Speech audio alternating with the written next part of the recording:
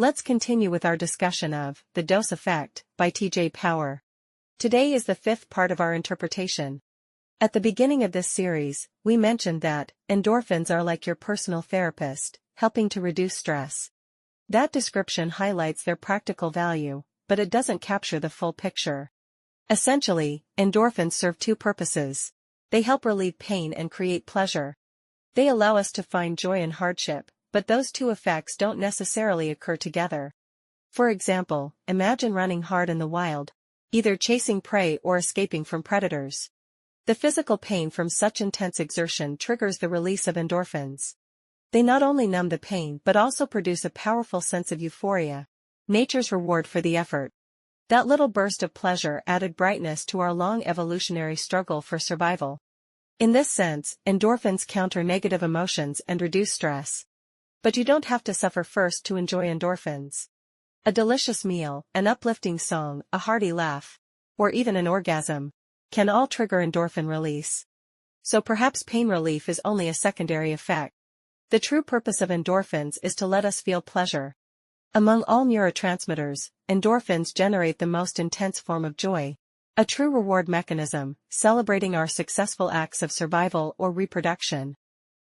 Let's begin with the basics.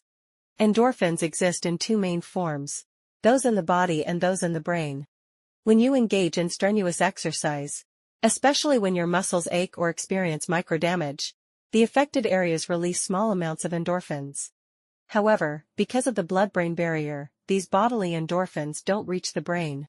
Their job is mainly to reduce local pain and inflammation, providing a bit of physical comfort. The real joy-producing power of endorphins comes from those generated inside the brain. After intense physical activity, or during moments of profound emotional or physical pain, or after doing something that supports survival or reproduction, the brain releases a surge of endorphins. These chemicals soothe both body and mind and produce deep euphoria. You could think of endorphins as evolution's one-time currency, used both to comfort and to reward, functioning as both compensation and bonus. The famous runner's high is a perfect example. It's the euphoric rush that comes from the pain of physical exertion. This feeling doesn't just occur in your muscles. It happens in your brain, which is why it's so intense and delightful. Endorphins are opioid-like substances, similar in action to external opioids such as morphine. They act on the same neural opioid receptors, except they are naturally produced by the body. One key property of endorphins is that they produce short, intense bursts of happiness. Like dopamine, endorphins are event-based. They spike in response to a specific event, and once the event passes, the pleasure fades. This makes them quite different from serotonin and oxytocin. While serotonin and oxytocin also fluctuate with events, they maintain a baseline level even in ordinary states. Dopamine and endorphins, however, remain largely inactive until triggered. In other words, endorphins provide temporary, peak experience pleasure. It can be powerful, but it doesn't last. This is an elegant evolutionary design. When you do something right, evolution rewards you. But the reward cannot be stored. Once the satisfaction fades, you're motivated to seek the next reward. Evolution doesn't want you to live in constant bliss. Now, since all these neurotransmitters bring pleasure in some form, what's the difference between their kinds of happiness? Let's clarify. Dopamine isn't exactly happiness. It's excitement and stimulation, the thrill of anticipation that makes you want something and drives you to act. Oxytocin gives a feeling of warmth and connection, the joy that comes from human bonding. Serotonin brings calm, peace, and positivity, a stable, enduring happiness. Both of these generate lasting emotional balance. By contrast, dopamine and endorphins offer short-lived, high-intensity peaks. Endorphin-induced joy feels like satisfaction and euphoria, the happiness of having obtained something. There's also another short-term pleasure molecule, endocannabinoids. Their pleasure is more soothing, less intense, more relaxing, with a gentle sense of ease and release. It's the feeling of being carefree and light. You could think of endocannabinoid pleasure as the mild buzz after a drink. Strictly speaking, alcohol acts through different neural mechanisms, but the sensations are similar. Endorphin joy is more powerful and satisfying, while endocannabinoid joy is softer and more tranquil. Neither lasts long. To summarize, Dopamine equals excitement and stimulation. Oxytocin equals warmth and intimacy. Serotonin equals calm and stability. Endorphins equals satisfaction and euphoria. Endocannabinoids equals relaxation and release. Or, in another frame, dopamine makes you pursue happiness. Oxytocin makes you share happiness.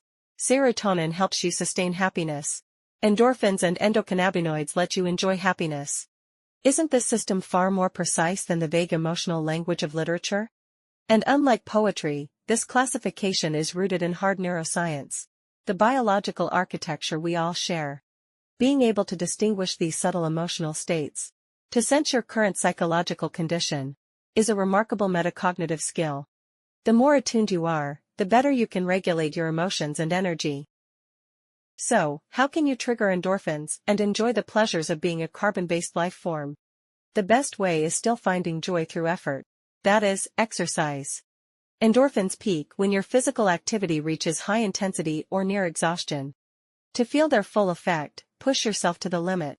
Sprint, swim hard, or engage in vigorous aerobic workouts that challenge your muscles and lungs. No pain, no gain. Evolution's favorite principle. Even mild exertion helps.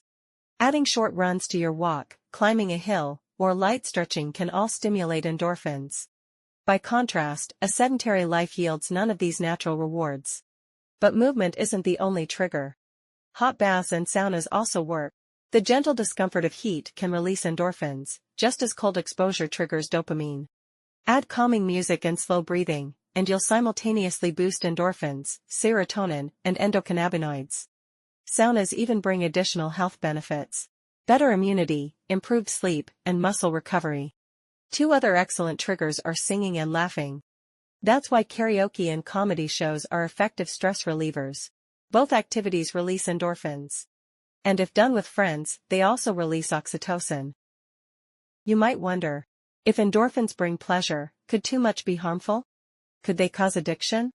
Endorphins are indeed opioids, but they're endogenous, produced naturally by your body, so overdose is practically impossible. After all, evolution has fine-tuned our biology over millions of years. We're not going to laugh ourselves to death.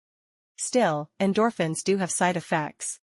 Like dopamine, their quick surge and drop pattern can lead to a post-pleasure crash, feelings of emptiness, fatigue, or even melancholy.